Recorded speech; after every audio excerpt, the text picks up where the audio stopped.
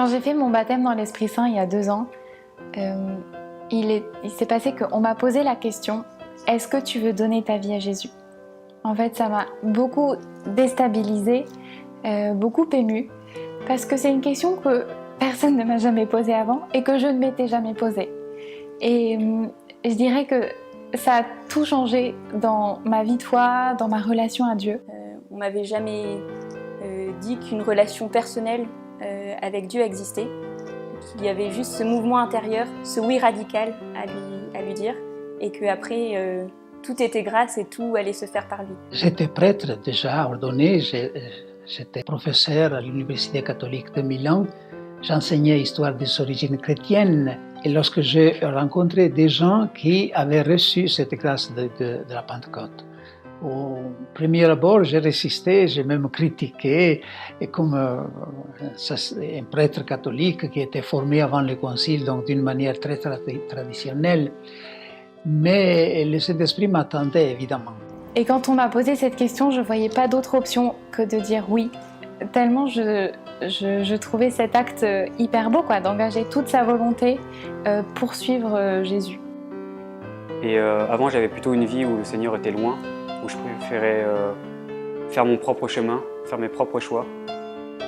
Et après ce baptême dans l'Esprit Saint, après ce geste, j'ai décidé de mettre le Seigneur en premier. Alors ma vie d'avant, en fait, c'était vraiment un profond désespoir, quelque chose qui, voilà, j'arrivais vraiment plus à avancer. Toutes les questions que je me posais, elles aboutissaient pas, j'avais aucune réponse. Et il y avait vraiment comme quelque chose qui était en train de mourir au fond de moi. Donc j'ai fait mon baptême dans l'Esprit Saint il y a 4 ans maintenant, dans le cadre d'une retraite. J'ai fait cette retraite pour savoir ce que je voulais faire de ma vie. Et dans la prière, le Seigneur est venu me demander « Ok Isméry, tu veux poser des choix et c'est bien, mais est-ce que c'est moi que tu choisis avant toute chose ?» Et je me souviens qu'à ce moment-là, j'ai ressenti une grande joie et je me suis dit « Mais oui en fait, oui j'ai envie de t'accueillir dans ma vie, oui j'ai envie d'accueillir ton amour dans ma vie. » The baptism in the Holy Spirit is the normal Christian life. It introduces us into the normal Christian life, which is to be aware of God in us, transforming us.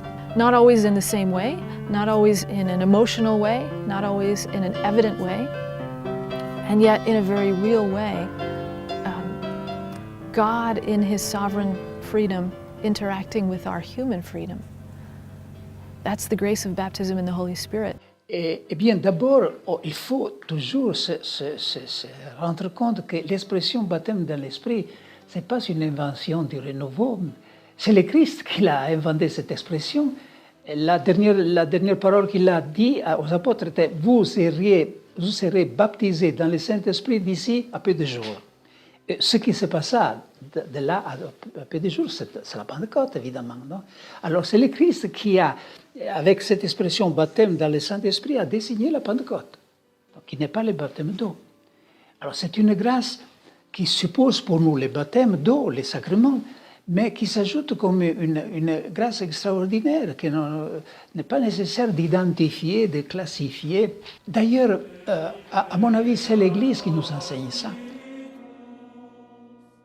Toutes les prières, les hymnes au Saint-Esprit commencent avec l'invitation « Viens ». Veni Creator Spiritus, viens Esprit Créateur, Veni Sancte Spiritus. Tous les hymnes, donc c'est l'Église qui chante, c'est l'Église qui a reçu le Saint-Esprit. Hein? Et pourtant l'Église nous enseigne toujours à dire « Viens, viens, viens ».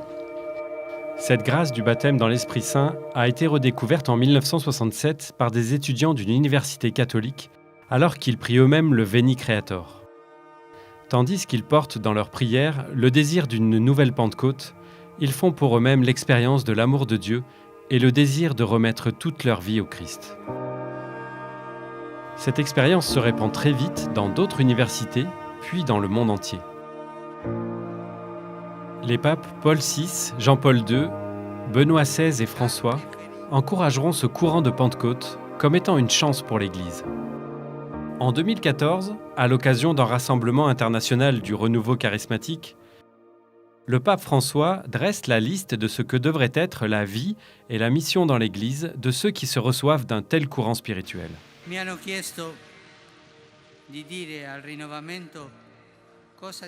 On m'a demandé de dire au renouveau ce que le pape attend de lui. D'abord, la conversion à l'amour de Jésus, qui change la vie et fait du chrétien un témoin de son amour. L'Église attend ce témoignage et l'Esprit Saint nous aide à vivre dans la cohérence de l'Évangile pour notre sainteté.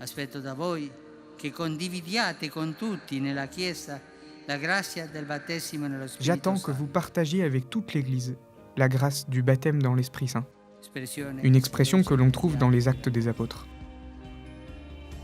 J'attends de vous une évangélisation avec la parole de Dieu qui annonce le fait que Jésus est vivant et aime tous les hommes. De témoigner un œcuménisme spirituel avec tous les frères et sœurs des autres églises et communautés chrétiennes qui croient en Jésus-Christ Seigneur et Sauveur. Le renouveau catholique se réjouit de ce que l'Esprit Saint réalise dans les autres églises.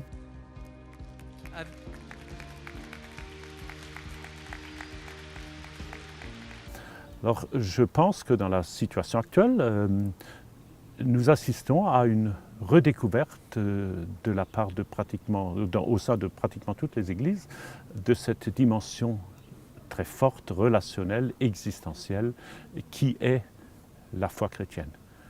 Et si je suis dans un second temps amené à formuler ma foi, à dire les données de la foi, ce qui est fondamental, parce que sinon on risque d'entrer dans disons, des choses très subjectives et autres. Il faut pouvoir dire de manière très concrète ce qu'est la foi qui m'engage, mais je ne suis pas chrétien parce que j'adhère à une doctrine. Je suis chrétien parce que Christ habite en moi. Moi, d'une certaine manière, je suis en Christo, dans le langage paulinien, je suis en Christ. Et c'est cette relation qui est décrite dans le baptême dans l'Esprit Saint. Je ne vois pas de difficultés théologiques contre l'idée du baptême dans l'Esprit, pourvu qu'on soit clair que ce n'est pas un 8e sacrement. La manière de raviver tous les sacrements, moi je l'ai vécu de cette manière. C'était la façon de ratifier ce que s'était passé à mon baptême. Non? Là, d'autres avaient répondu à mon nom. En fait, le baptême, quand j'ai fait mon baptême dans l'Esprit Saint, j'ai vraiment ressenti, au moment où je me suis avancé, un renouveau en moi. Vraiment comme si le Seigneur était venu vraiment à rallumer cette flamme que j'avais reçue à la confirmation et lors de mon baptême aussi quand j'étais plus jeune. Et j'ai vraiment senti un souffle en moi, un souffle nouveau qui m'a permis de grandir. En fait, je résume souvent mon baptême dans l'Esprit Saint à une petite flamme qui s'est allumée dans mon cœur. Et en fait, cette petite flamme, même s'il y a des moments où elle est très basse, et ben en fait elle reste allumée et le Seigneur il s'en sert pour vraiment avancer avec moi. Donc il y a eu des moments où en fait je suis retombé très bas et en fait c'est grâce à ça que le Seigneur a pu me relever aussi. Je le sens vraiment qu'en fait cette petite flamme elle n'avait pas été allumée en moi, je ne serais pas ce que je suis aujourd'hui.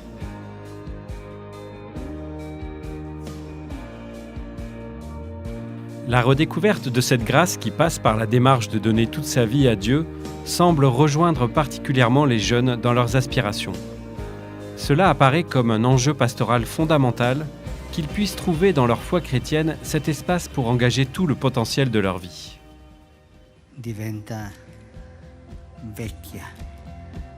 C'est dans ce sens que le pape François adresse lui-même cet appel aux jeunes. Ce serait triste qu'un jeune renferme sa jeunesse dans un coffre-fort. Cette jeunesse deviendrait vieille dans le mauvais sens du terme.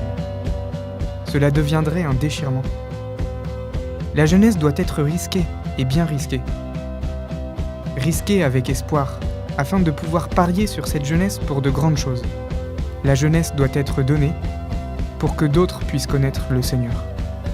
Ne gardez pas votre jeunesse pour vous-même. Parfois, ou peut-être plusieurs fois, on voit la jeunesse d'aujourd'hui comme une jeunesse faible, plein de problèmes. Et c'est vrai d'un côté, mais en même temps, les jeunes ils sont capables des grands gestes. Et alors, il faut que les jeunes puissent accueillir ces regards de confiance et d'amour de Dieu et de l'Église sur eux, pour qu'ils puissent découvrir toute la richesse qu'ils ont dedans et découvrir l'immense valeur qu'ils ont auprès de Dieu et auprès de l'Église. Depuis 2 ans que j'ai fait mon baptême dans l'Esprit Saint, je pense pouvoir dire que ma relation à Dieu a complètement changé, dans la mesure où c'est devenu une personne vivante avec qui je peux vraiment entrer en relation en fait. Et j'ai choisi de vivre le baptême dans l'Esprit Saint parce que j'avais une soif d'une vie donnée, d'une vie qui était plus pour moi, mais d'une vie donnée à Dieu, donnée aux autres.